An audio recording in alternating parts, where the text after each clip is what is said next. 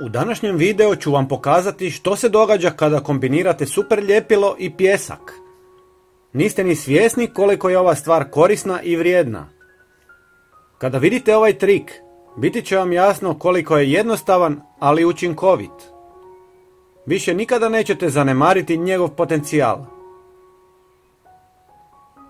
Sada slijedi jedan mali eksperiment. Prvo ćemo nanijeti super ljepilo na pijesak. Imam pitanje za vas. Odakle ste?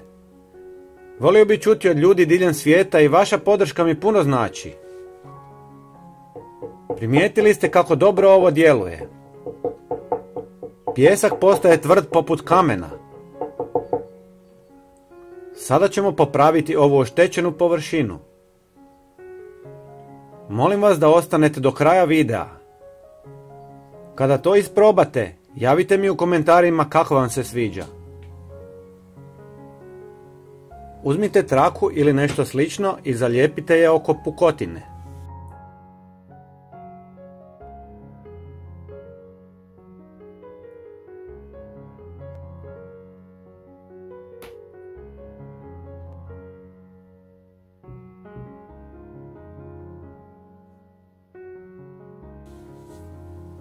Potom naspite pijesak kako bi popunili rupu i lagano pritisnite.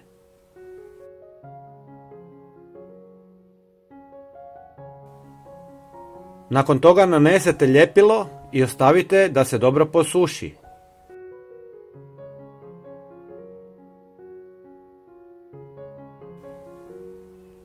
Uklonite traku.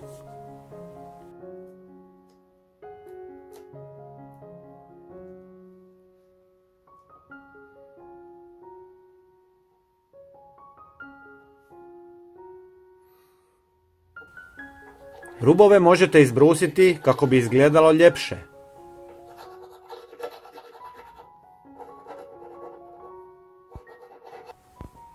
Ako nemate boje, privremeno možete koristiti flomastere.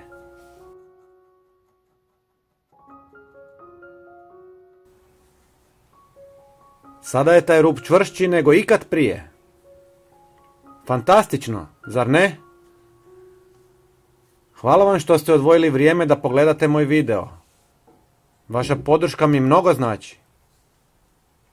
Ne zaboravite pogledati i moj sljedeći video na ekranu. Velika hvala. Pozdrav!